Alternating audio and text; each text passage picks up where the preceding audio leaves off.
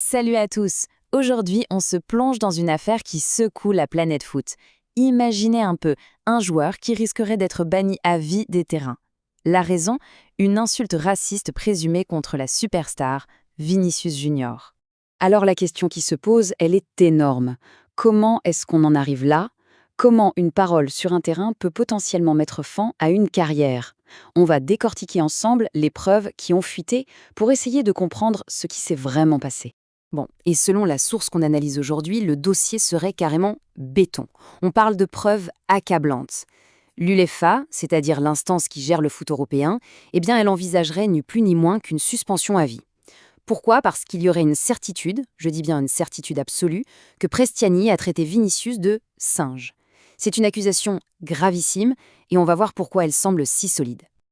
Ok, pour bien piger, il faut faire un retour en arrière. On repart sur le terrain, à l'instant T, au moment exact où tout dérape.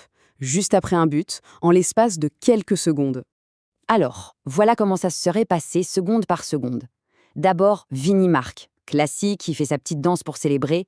C'est là que Prestiani s'approche et, bim, une première insulte présumée qui fuse.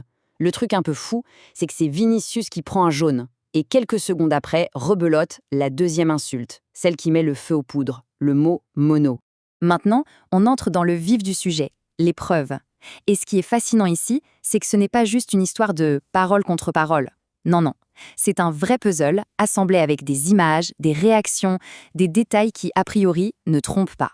Le premier gros indice, c'est Vinicius lui-même. Sa réaction, elle est instantanée, viscérale. On parle d'un choc, un vrai, sans aucun temps de latence. Et la source met le doigt sur un chiffre précis, 2 secondes et demie. C'est le temps qu'il a fallu à Vinicius pour réagir. C'est tellement rapide que d'après l'analyse, c'est strictement impossible qu'il ait pu inventer ça sur le moment. Ça, c'est un argument fort. Ça sent la réaction à chaud à quelque chose de bien réel. Au centre de toute cette histoire, il y a un mot, ou plutôt deux mots qui se ressemblent. D'un côté, l'accusation, mono, singe en espagnol, de l'autre, la défense de Prestiani, hermano, qui veut dire frère. Phonétiquement, c'est proche, d'accord, mais le sens, c'est le jour et la nuit. Et c'est là que la défense du Prestiani commence à prendre l'eau, selon la source. Parce qu'il y a un détail qui cloche. Au moment des faits, il se cache la bouche avec la main. Et la question, elle est toute simple et elle est assassine. Pourquoi est-ce qu'on aurait besoin de se cacher la bouche pour dire frère? Ça n'a juste aucun sens. Mais attendez, ce n'est pas fini. S'il y a bien une pièce maîtresse dans ce dossier, un témoignage qui pèse plus lourd que tous les autres, c'est celui d'une superstar, Kylian Mbappé. Pourquoi son témoignage est si important? Parce qu'il n'était pas à l'autre bout du terrain, non, il était là, juste à côté. Il aurait tout vu et surtout tout entendu. Sa position en fait le témoin oculaire parfait. Et ce qu'il a entendu, apparemment, ça l'a mis dans une colère noire.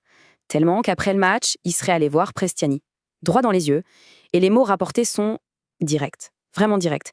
Il lui aurait balancé « Tu es un putain de raciste ». Et c'est peut-être là le détail le plus révélateur de toute l'affaire. Face à Mbappé, qui l'accuse, qui le traite de raciste, la réaction de Prestiani, ça aurait été quoi? Le silence. Pas un mot. Rien. Un silence assourdissant qui contraste énormément avec sa version des faits donnée plus tard à l'arbitre. Et l'histoire ne s'arrête pas là. Mbappé, qui était apparemment fou de rage, aurait précisé que le mot mono n'a pas été dit une fois par hasard. Non, 5 fois. Vous entendez? 5. Là, on ne parle plus d'un dérapage malheureux, on parle de harcèlement. C'est ciblé. Bon, quand on met tous ces éléments bout à bout, on commence à comprendre pourquoi on parle d'une sanction aussi lourde.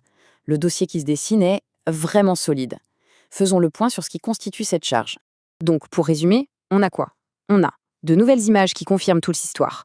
On a la réaction ultra rapide de Vinicius, qui semble impossible à simuler. On a la défense de Prestiani, qui ne tient pas la route avec cette histoire de main devant la bouche. On a le témoignage direct et sans filtre de Kylian Mbappé. Et pour couronner le tout, cette histoire d'insulte répétée 5 fois. Du coup, pour la source qu'on analyse, la conclusion est limpide. La preuve serait désormais sûre à 100%.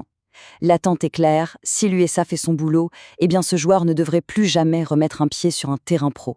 C'est une position radicale, mais qui semble découler logiquement de ces éléments. Mais au fond, au-delà du cas de ce joueur, la vraie question est ailleurs.